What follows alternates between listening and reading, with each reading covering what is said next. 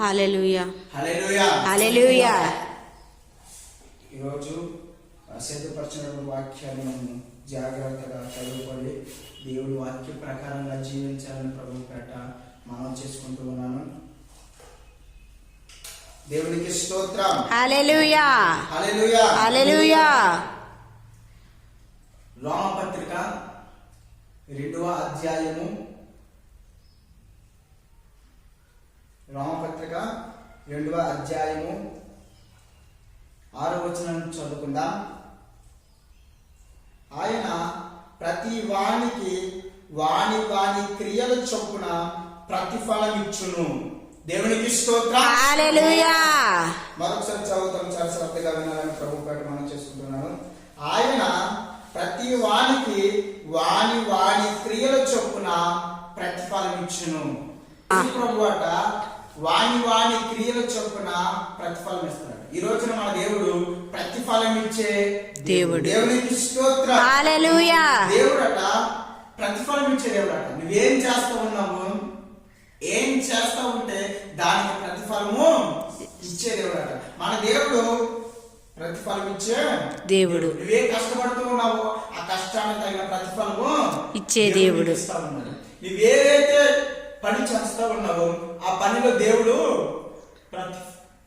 ప్రతిఫలం ఇచ్చే దేవుడు. ఈ రోజున మన దేవుడు ఎలాంటి వాడట?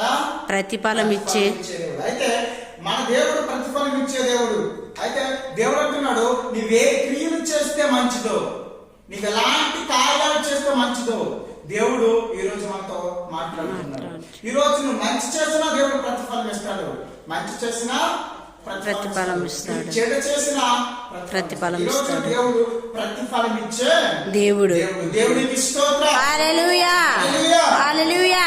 అయితే దేవుడు అంటున్నాడు, మంచి క్రియలు చేస్తే మంచి ప్రతిఫలము ఇస్తాడు, చెడు క్రియలు చేస్తే చెడు ప్రతిఫలము ఇస్తాడంట. అయితే ఈ రోజున చెడు క్రియలు అంటే ఏంటి, లేదా మంచి క్రియలు అంటే ఏంటి, ఈ రెండింటికి వచ్చేటువంటి ప్రతిఫలాల గురించి దేవుడు తన పరిశుద్ధ గ్రంథంలో రాయించి ఉంచాడు. దానిలో కొన్ని మాటలు మనం చదువుకొని వాక్య భాగం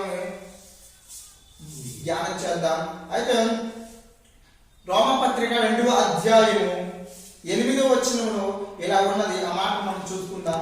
అయితే భేదమును పుట్టించు సత్యమునకు లోబడక దుర్నీతికి లోబడు వారి మీదకి దేవుని ఉగ్రతయు రౌద్రమును వచ్చును. దుష్కార్యము చేయు ప్రతి మనుషుని ఆత్మకు మొదట యూదునికి గ్రీసు దేశస్థునికి శ్రమయు వేదనయు కలుగును. దేవునికి స్తోత్రం. హల్లెలూయా హల్లెలూయా హల్లెలూయా. దుష్కార్యములు చేసేవారు దుష్కార్యములు చేసే ప్రతి మనుషుని ఆత్మకు ఏటట? ఆత్మకు. ప్రతి మనుషుని ఆత్మకు ఏముంటదట? ఏముంటది? మొదట యూదునికి గ్రీసు దేశస్థునికి శ్రమయు వ్యాధనయు కలుగును. శ్రమయు వ్యాధన కలుగును. ఎవరైతే దుష్కార్యాలు చేస్తారో, ఎవరైతే భయంకరమైన పాపపు కార్యాలు చేస్తాడో, దుష్కార్యములు చేసేవారికి ఏముంటుందట? శ్రమ. చెడు కార్యములు. దుష్కార్యములు అనగా దుష్టుని యొక్క ఆలోచన. దుష్టుని యొక్క ఆలోచన. ఎవరిలో అయితే దుష్టుని కార్యాలు ఉంటాయో, ఎవరిలో అయితే దయ్యపు కార్యాలు ఉంటాయో, ఎవరిలో అయితే అపవిత్రమైనటువంటి ఆత్మ కార్యాలు ఉంటాయో వారికి ఏముంటదట? శ్రమ. ఏముంటదట? శ్రమ. శ్రమ ఏముంటదట? శ్రమలు అనేది ఎవరికి వస్తాయట? దుష్కార్యములు చేసేవారికి శ్రమలు ఉంటాయి. రెండోదిగా వేదనలు కలుగుతాయి. ఏటా? వేదనలు. ఇవి యెహోవాకు సంబంధమైనటువంటి శ్రమల గురించి కానీ, యెహోవాకు సంబంధమైనటువంటి వేదనల గురించి కానీ దేవుడు మాట్లాడడం లేదు. కానీ ఈ రోజు దేవుడు మాట్లాడుతుంది ఏంటంటే క్రియల గురించి మాట్లాడుతున్నాడు. నువ్వే క్రియలు చేస్తావో దానికి ప్రతిఫలం ఇచ్చే దేవుడు. ఎప్పుడు ప్రతిఫలం ఇస్తాడంటే, యేసుక్రీస్తు వారు రెండో రాకడ రాబోతుంది. అందుకోసమే నేను వచనం చూసుకుంటే 2వ అధ్యాయంలో 1వ వచనం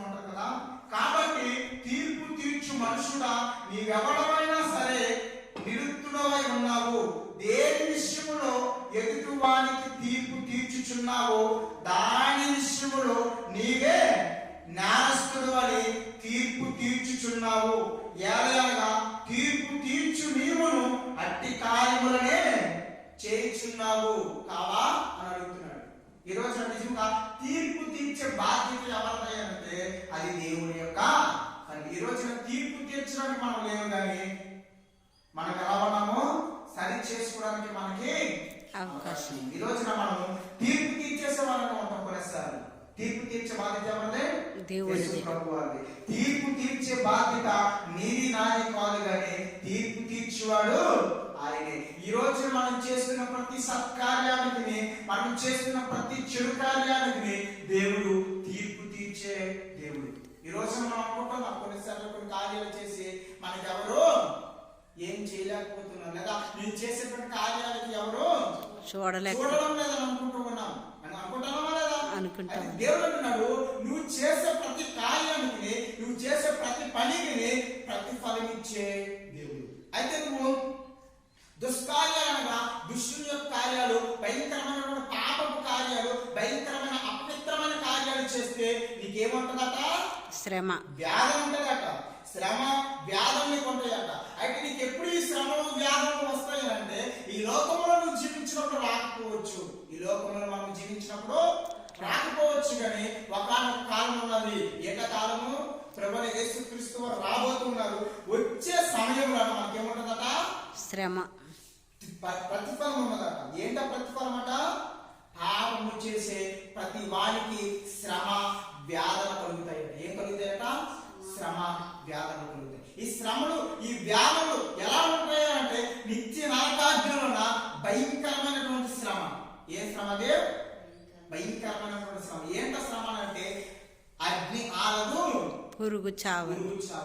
పురుగు అనే మాట కంటే అగ్ని ఆరదు, మన ఆత్మ చావదు. ఈరోజు అర్థమవుతుందా?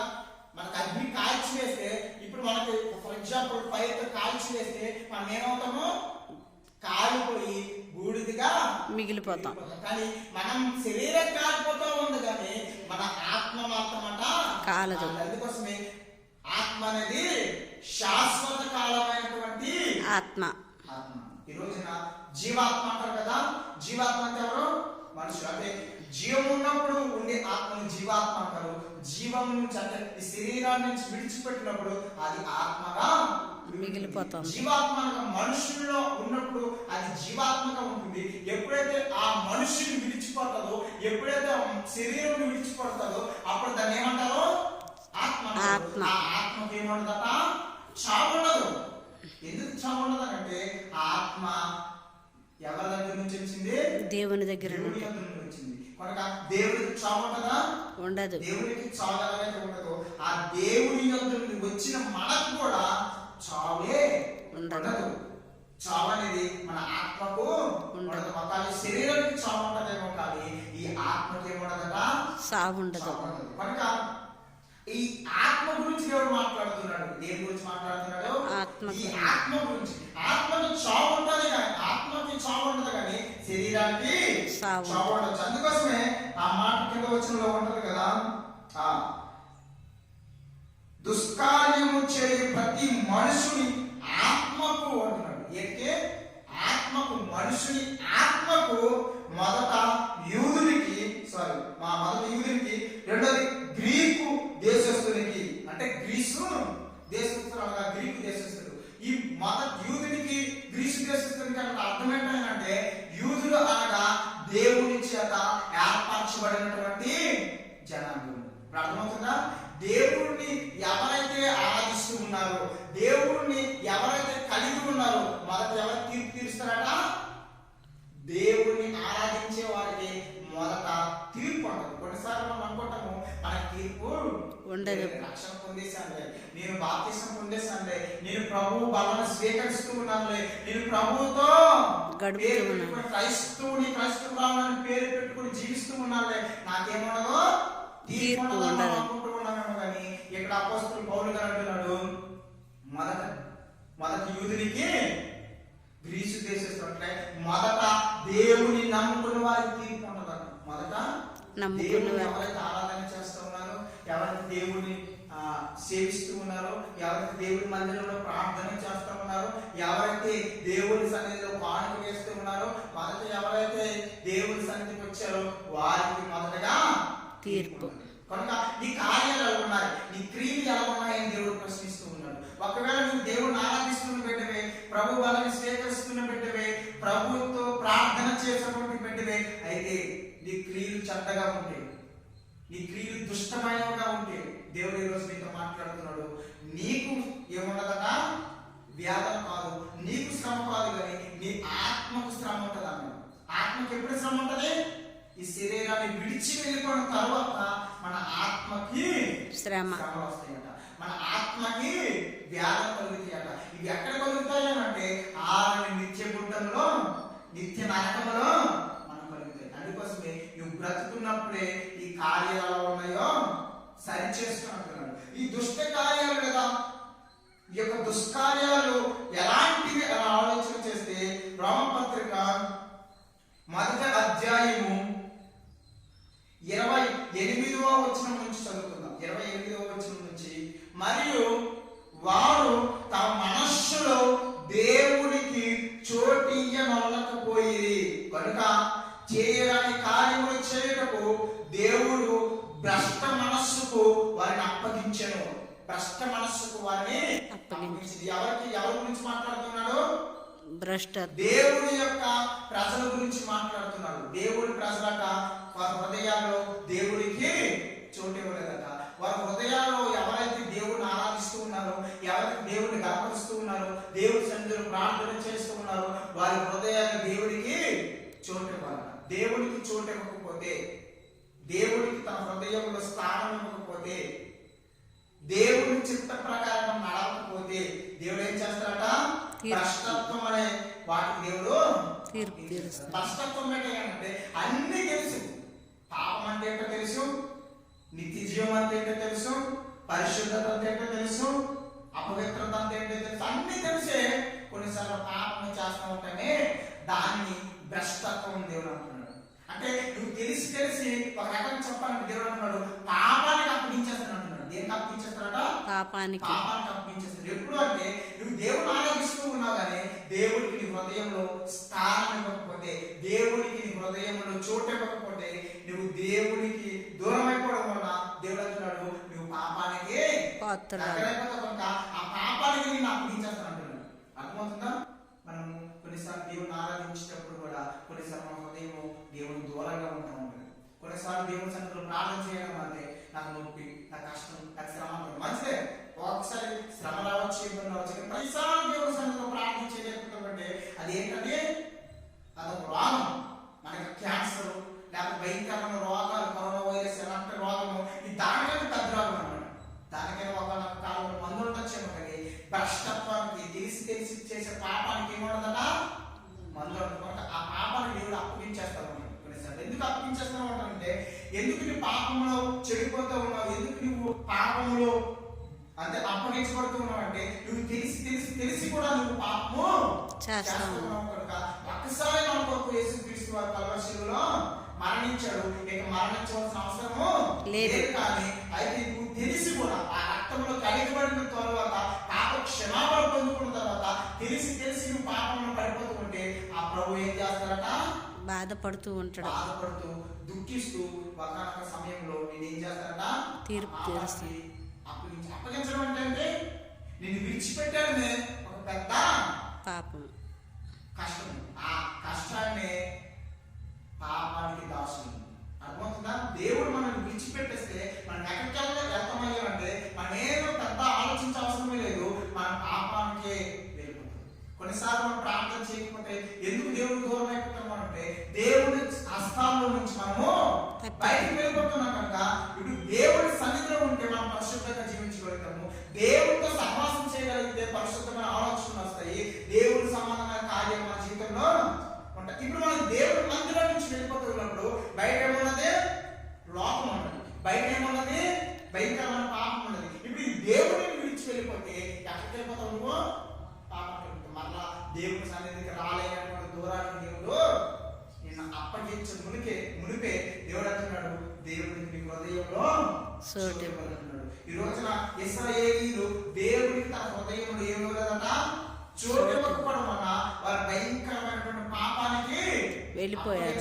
ఎలా అప్పగించబడాలి అంటే సత్యాన్ని తెలుసుకోలేకుండా యేసుక్రీస్తు ప్రభు వారు ఏం చేశారు, కలువరి శిలువ వేసి చంపేశారు. ఈ రోజున యేసుక్రీస్తు వారు చనిపోవడానికి వచ్చారు కనుక ఆయన ఏం చేశాడు, చనిపోయాడు, యాగాన్ని జరిగించి సర్వజనులందరికీ కూడా పాప క్షమాపణ దేవుడు అనుగ్రహిస్తున్నాడు. కానీ వారు తర్వాతనే వారు దేవుని విశ్వాసం ఉంచుంటే, తర్వాతనే వారు దేవుడి సన్నిధికి వచ్చి దేవుడు తన సొంత రక్షకుడిగా అంగీకరించుంటే వారికి ఏముండేది, క్షమాపణ ఉండేది. కానీ వారు ఏం చేశారంటే వారి హృదయాల్లో దేవునికి చోటు ఇవ్వలేదు. రక్షణ కార్యము జరిగిపోయింది, సంఘము ఆవిర్భావం చెందింది, కానీ వారి హృదయము ఇంకా దేవునికి చోటు ఇవ్వలేదు. దూరంగా ఉంది. వారి హృదయాలు ఇంకా దేవునికి దూరంగా ఉండడం వలన, దేవునికి వారి హృదయంలో చోటు ఇవ్వకపోవడం వలన ఏం జరిగింది అంటే భ్రష్టత్వంగా పాపానికి దాసులైపోయారు. ఈరోజు మనం కూడా ఇది ఒక వార్నింగ్ లాంటిది, ఇది ఒక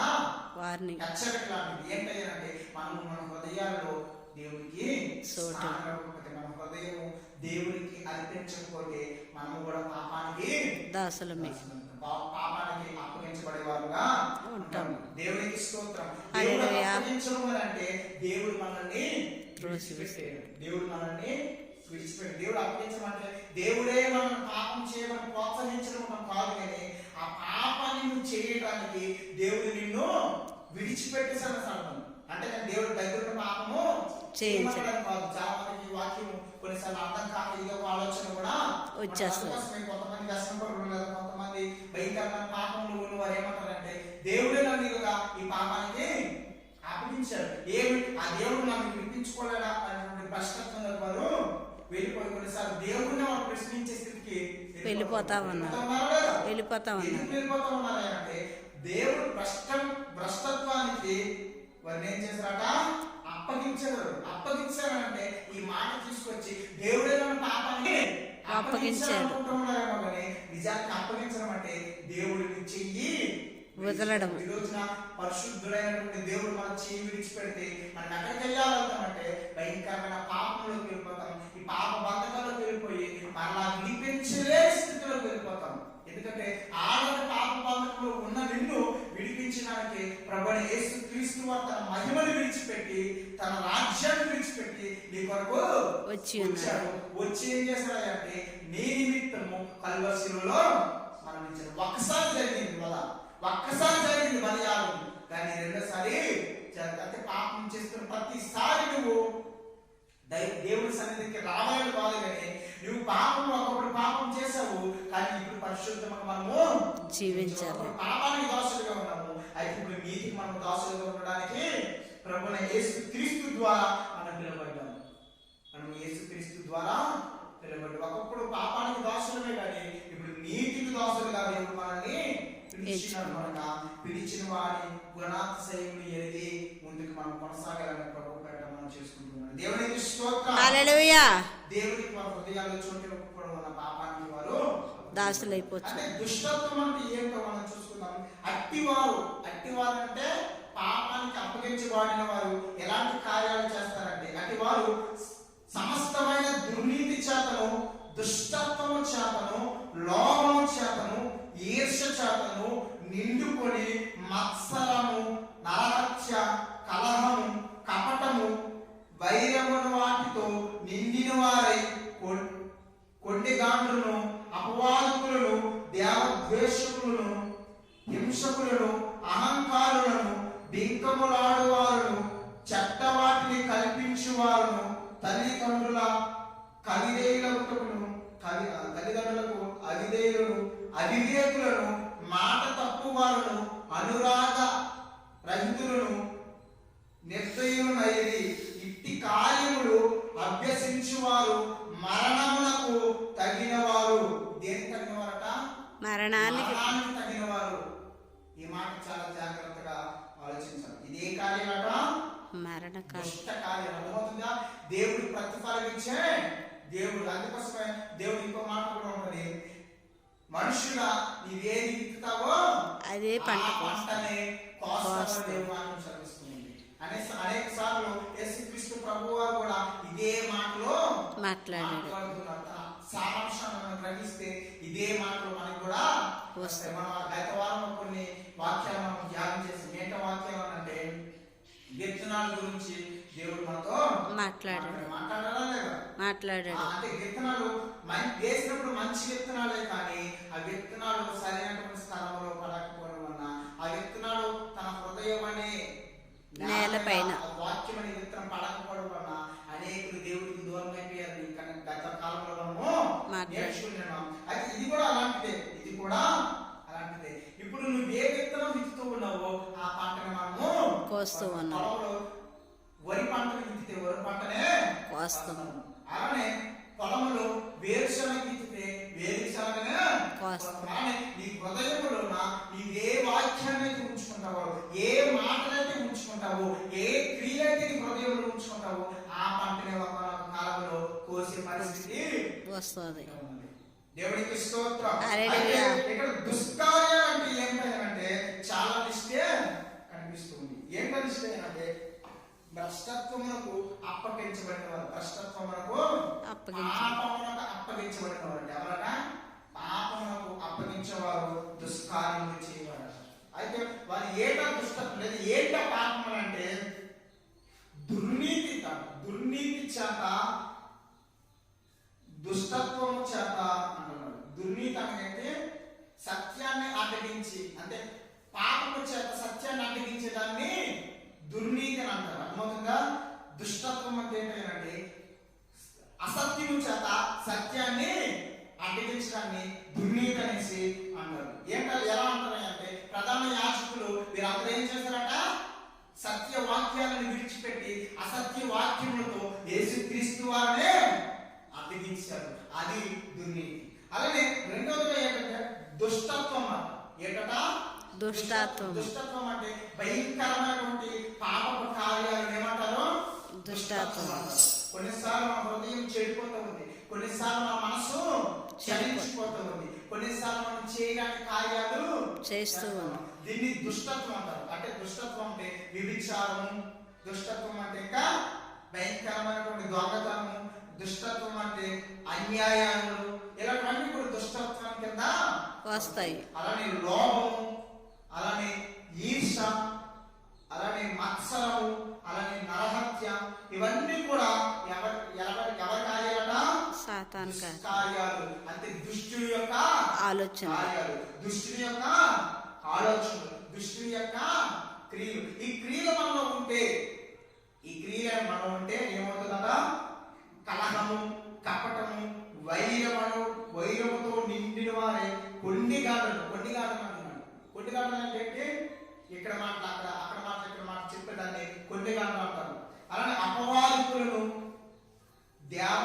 దేవద్వేషులను, హింసకులను, అహంకారులను, బింకములాడు వారును, చెడ్డ వాటిని కల్పించు వారును, తల్లిదండ్రులకు అవిధేయులను, మాట తప్పు వారును, అనురాగ రహితులను, నిర్దయులనైరి ఇట్టి కార్యములు అభ్యసించువారు మరణమునకు తగిన వారు.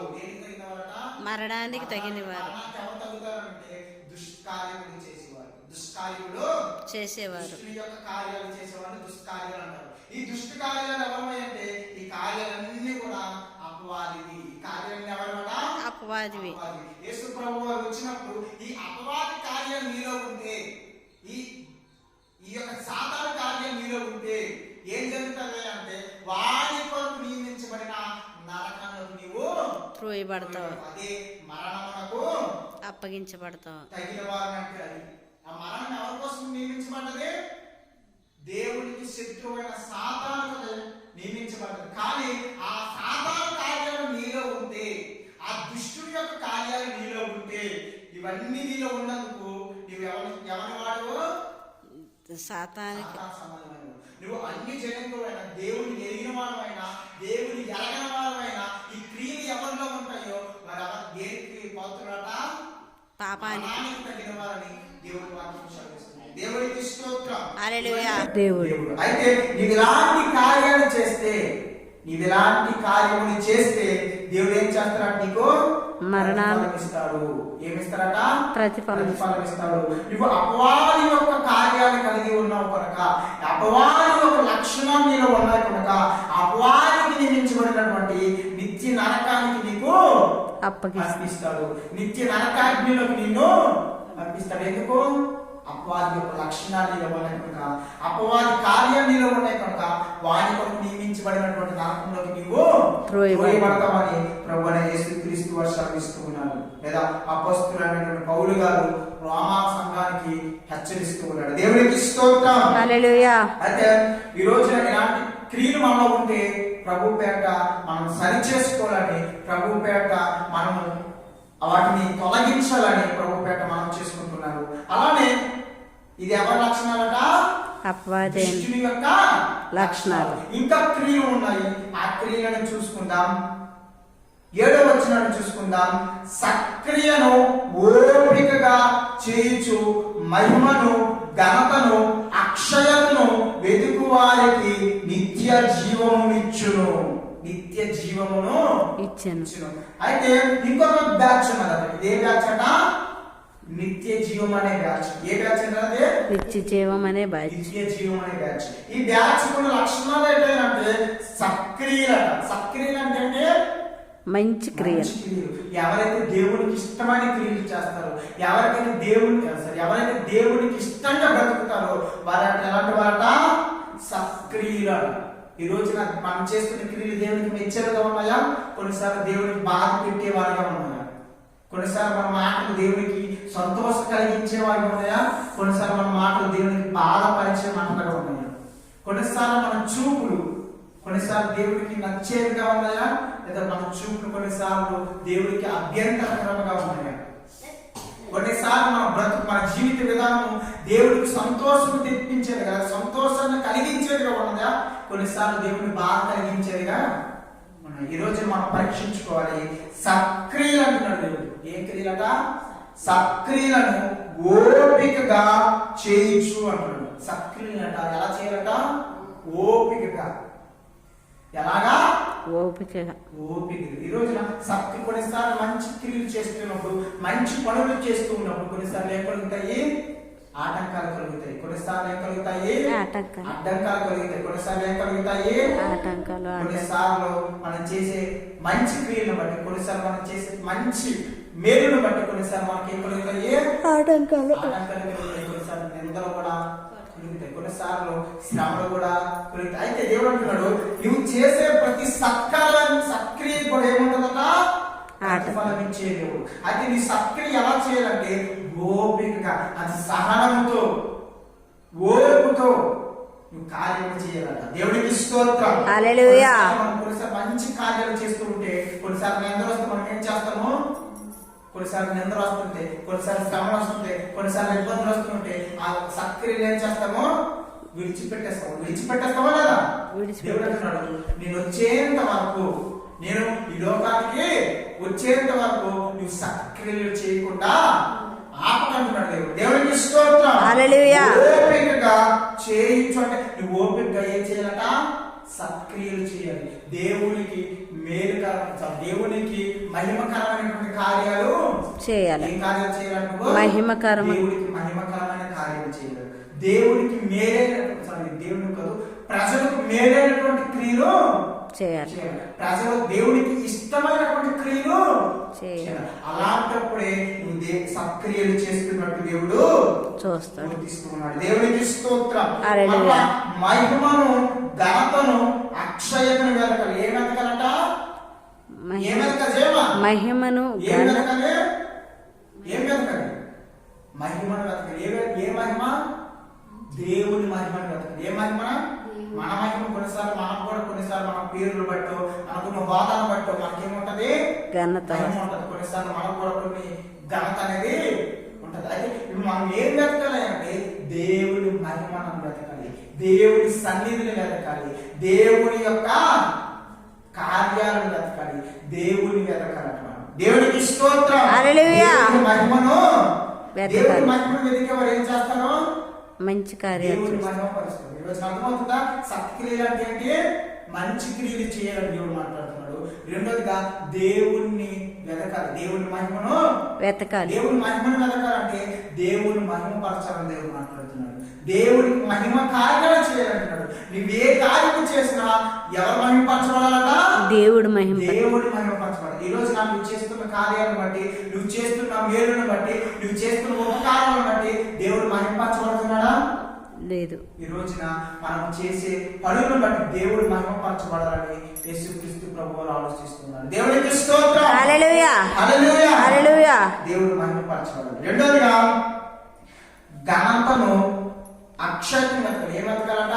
ఘనతను వెతకాలి. ఏం ఘనత అంటే దేవుని యొక్క ఘనత, దైవ ఘనత వెతకాలి. కొన్నిసార్లు మనకి ఘనత రావాలనుకుంటున్నాం, కొన్నిసార్లు ఏం కావాలనుకుంటున్నాం? మనకి ఘనత రావాలనుకుంటున్నాం. కానీ ఈ రోజున నిజానికి దేవుడు గణపరచబడాలట. ఈ రోజున మన బట్టి దేవుడు గణపరచబడాలి. ఈ రోజున నిన్ను బట్టి దేవుడు గణపరచబడుతున్నాడా, లేకపోతే నిన్ను బట్టి దేవుడు అవమానపరచబడుతున్నాడా? ఈ రోజున దేవుని గణపరిచే వారంగా ఉండాలి. ఎలా ఉండాలా? దేవుని గణపరచాలి. మన పేరు చెప్తే దేవుడు గణపరచాలి. ఆయన గొప్పవాడు అని చెప్పాలి. ఎవరు గొప్పవాడనే? దేవుడు గొప్పవాడు అని చెప్పాలి. మన బట్టి యేసు ప్రభువారు గొప్పవాడు అని చెప్పగలరు. ఈ రోజు మనం చెప్పగలుగుతున్నారా? కొన్నిసార్లు మనం బట్టి చూసి కొన్నిసార్లు దేవుడు నామం అవమానపరచబడుతుంది, కొన్నిసార్లు దేవుడు అవమానపరచబడుతున్నాడు. ఎందుకు అంటే క్రైస్తవులు కొన్నిసార్లు దేవునికి వ్యతిరేకంగా దేవుడు కొన్నిసార్లు బాధపడుతున్నాడు, కొన్నిసార్లు దేవుడు బాధపడుతున్నాడు. ఈ రోజున అలా ఉండకూడదు, కానీ దేవుని గణపరిచే వారంగా ఉండాలి. మన కార్యాలు ఎలా ఉండాలి? దేవుని గణపరిచే కార్యాలు చేయాలి, దేవుడిని మహిమపరిచే కార్యాలు చేయాలి, సక్రియలు మనము చేయాలి. మూడవదిగా అక్షయతని వెతకాలట. దేనట? అక్షయత అనగా శాశ్వత జీవాన్ని మనం వెతకాలి. దేని వెతకాలి? శాశ్వత జీవాన్ని, నిత్య జీవాన్ని వెతకాలి. దేని వెతకాలి? నిత్య శాశ్వతమైన రాజ్యాన్ని వెతకాలి. కొన్నిసార్లు మనం ఏటి వెతుకుతూ ఉన్నామంటే ఇహలోక సంబంధమైన ధనాన్ని వెతుకుతూ ఉన్నాము, ఇహలోక సంబంధమైన ఆస్తులను వెతుకుతూ ఉన్నాము, ఇహలోక సంబంధమైన సంపాదనను వెతుకుతూ ఉన్నాము, ఇహలోక సంబంధమైన ఆస్తులను, ఇండ్లను వెతుకుతూ ఉన్నామేమో. కానీ ఈ రోజు యేసుక్రీస్తు ప్రభువు అంటున్నాడు అక్షయతను వెతుకు అంటున్నాడు. దేని వెతకాలట? అక్షయ్ అంటే క్షయము కానిది, పాడైపోయినది వెతుకు అంటున్నాడు. ఇది పాడైపోయినది ఒకవేళ ఎదిగితే ఒక కాలంలో అది పాడైపోతుంది. నువ్వు ఆహారం సమృద్ధిగా సమకూర్చుకుంటూ ఉన్నావేమో, ఒకవేళ ఆహారం సమృద్ధిగా సమకూర్చుకుంటే ఒకవేళ చీమలు లేకపోతే ఎలకలు వచ్చి తనకి కలిగి ఉన్నటువంటి ఆహార పదార్థాలను పాడు చేసేస్తాయేమో. కానీ ఈ రోజున అక్షయము కాని ఆహారాన్ని మనము ఏం చేయాలట? సమకూర్చుకోవాలి. అక్షయమైనది మనము ఎదగాలి. అందుకోసమే గడిచిన వారంలో మనం నేర్చుకున్నాము. ఏంటి నేర్చుకున్నాము? జీవాహారము నేనే, అక్షయమైనటువంటి ఆహారము నేనే అంటున్నాడు. ఎవరు అంటున్నాడు? యేసుక్రీస్తు ప్రభువారి గురించి ఈ మాటలు చెప్పబడుతున్నాయి. నిత్య జీవ మార్గాన్ని ఎవరు అంటున్నాడు? దేవుడే. అంటే నేనే మార్గము, నేనే సత్యమును, నేనే జీవమునై ఉన్నాను. అంటే ఆయన క్షయము కానిటువంటి దేవుడు. ఈ రోజున కొంతమంది దేవుడిగా పిలబడుతున్న వారు ఈ రోజు చూస్తూ ఉన్నాము, రేపటికి కనిపించకుండా పోతున్నారు. కొన్నిసార్లు మనం అలాగే కదా, కొన్నిసార్లు మనం ఎవరిని ఆరాధిస్తూ ఉన్నామంటే మనుషులను మనం ఆరాధన చేస్తున్నాం. ఈ రోజున మనుషులు కొంతకాలం ఉంటారు, కొంతకాలానికి వెళ్ళిపోతారు. కొన్నిసార్లు మనం ఆరాధించేటువంటి బొమ్మలు కొంతకాలము ఉంటాయి, కొన్నిసార్లు వెళ్ళిపోతాయేమో. కానీ కొన్నిసార్లు మనం ఆరాధించే డబ్బు మన దగ్గర నుంచి ఖర్చయిపోతూ ఉన్నదేమో. కానీ ఈ రోజు మనం ఎవరిని ఆరాధించాలి అంటే క్షయము కానటువంటి దేవుని ఆరాధించాలి. ఎవరిని ఆరాధించాలి? అంటే నాశనం కానటువంటి దేవుని ఆరాధించాలి. నేను అంటాను, యేసుక్రీస్తు ప్రభు వారు వచ్చేటప్పుడు చాలా మంది దేవుళ్ళుగా పిలువబడుతూ ఉన్నవారు ఉన్నారు. అయితే వారందరూ ఒకనొక కాలంలో ఏమైపోతారట? పాడైపోతారు, వారికి శిక్ష విధించబడుతుంది. దేవునికి స్తోత్రం. ఈ రోజు మనం ఎవరిని వెతకాలంటే అక్షయమైనటువంటి దేవుణ్ణి మనం వెతకాలి, అక్షయమైనటువంటి దేవుని మనం ఆరాధించాలి. మనం ఆరాధిస్తున్న దేవుడు ఎవరైనా అంటే యేసుక్రీస్తు ప్రభు వారు శాశ్వత కాలం ఉండే దేవుడు. ఆయన మరణాన్ని గెలిచినటువంటి దేవుడు. ఆయన అల్ఫయు ఒమేగా అంటే ఆదియు అంతము ఆయనై ఉన్నాడు. ఉన్న దేవుడు కనుక మనం ఆరాధిస్తున్న దేవుడు అక్షయత కలిగినటువంటి దేవుడు, క్షయము కానటువంటి దేవుడు. మన దేవుడు శాశ్వత కాలం ఉండే దేవుడు. ఈ రోజు మనం ఎవరిని ఆరాధించాలంటే అక్షయము అయినటువంటి దేవుడిని, అంటే శాశ్వత కాలం ఉండే దేవుడిని మనం ఆరాధించాలన్న. ఎవరిని వెతకడమో అక్షయతను వెతకడం అంటే శాశ్వత కాలం ఉండే దేవుడిని వెతకాలి, శాశ్వత కాలం ఉండే దేవుడి రాజ్యాన్ని వెతకాలని అపోస్తలుడైనటువంటి పౌలు గారు రోమా సంఘానికి తెలియజేస్తున్నాడు.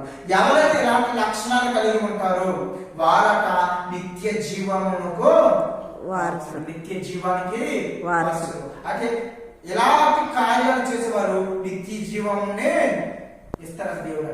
దేవునికి స్తోత్రం. హల్లెలూయా. క్రియలను ఓపికగా చేయించు మహిమను, ఘనతను, అక్షయతను వెతుకు వారికి నిత్య జీవము ఇచ్చునని దేవుడు వాక్యం చదివిస్తుంది. యేసుక్రీస్తు ప్రభువారి భూమి మీదకి రాబోతూ ఉన్నారు.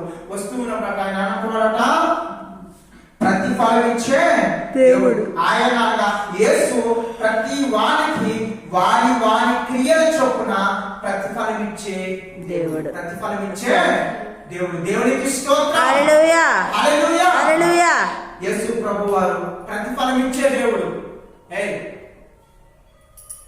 ప్రతిఫలం ఇచ్చే దేవుడు మన ప్రభు. ఏం చేసేవాడు? ప్రతిఫలం ప్రతి ప్రార్థనకి ప్రతిఫలం ఇస్తాడు. నువ్వు చేస్తున్న ప్రతి కన్నీటి ప్రార్థనకు దేవుడు ప్రతిఫలం ఇస్తాడు. నువ్వు చేస్తున్న మంచి కార్యానికి దేవుడు ప్రతిఫలం ఇస్తాడు. నువ్వు చేసే ప్రతి పరిచర్యకి దేవుడు ప్రతిఫలము ఇస్తాడు. నువ్వు దేవునికి ఇచ్చే ప్రతి సమయాన్ని దేవుడు ప్రతిఫలం ఇస్తాడు. ఎన్ని గంటలకు దేవుడి సన్నిధిలో ఉంటూ ఉన్నావు, ఎంత కాలంగా దేవుడికి ఆరాధిస్తూ ఉన్నావు, వాటన్నిటికీ దేవుడు ప్రతిఫలం ఇచ్చే దేవుడు. నువ్వు దేవుడి కొరకు చేస్తున్న ప్రతి కార్యాన్ని బట్టి దేవుడు ఏం చేస్తా ఉన్నాడట? రాచుకుంటూ ఒక సమయాన్ని వస్తానికి ఆ దానికి ప్రతిఫలం ఇచ్చే దేవుడు. ఈ రోజు మన ప్రభువైన యేసుక్రీస్తు వారు ప్రతిఫలం ఇచ్చే దేవుడు. దేవునికి స్తోత్రం. హల్లెలూయా. అయితే మనం ఏం చేయాలంటే దుష్టుని కార్యాలు మనలో లయపరచాలి. కార్యాలు మన జీవితంలో ఉండకూడదు, కానీ దేవుని వెతికే లేదా దేవుని మహిమపరిచే కార్యాలు మన జీవితంలో ఉండాలి.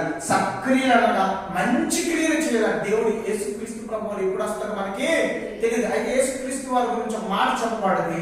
ఏంట మాట అంటే ఆయన దొంగవలే వస్తాడు. అంటే దొంగవలే అంటే ఎవ్వరికి తెలియనటువంటి ప్రాంతంలో వస్తాడు, ఎవ్వరికి తెలియనటువంటి పరిస్థితుల్లో, ఎవ్వరు ఊహించినటువంటి పరిస్థితుల్లో యేసు ప్రభు అలా ప్రత్యక్షమైనప్పుడు నీ క్రియలు ఎలా ఉండాలట? మంచి క్రియలు ఉండాలి. నీ క్రియలు ఎలా ఉండాలట? మంచి క్రియలుగా ఉండాలట. అలానే రెండోదిగా మహిమ పరిచేవారిగా ఉండాలి. ఎవరు మహిమపరిచేవారిగా? కొంతమంది మనుషులు మహిమపరిచేవారు ఉంటారు, కొంతమంది ఇంకా బంధుజనులను మహిమపరిచేవారు ఉంటారు, కొంతమంది ధనవంతులను మహిమపరిచేవారు ఉంటారు. అయితే ఈ రోజు నీవు యేసుక్రీస్తు వారిని మహిమపరిచేవాడిగా ఉండాలి. దేవునికి స్తోత్రం. హల్లెలూయా. ఈ రోజున దేవుని మహిమపరిచేవాడిగా ఉండాలి. ఇంకా మూడోదిగా దేవుడిని గణపరిచే కార్యాలు చేయాలి. దేవుడు మెచ్చుకునే కార్యాలు చేయాలి. ఎలాంటి కార్యాలు చేయాలా?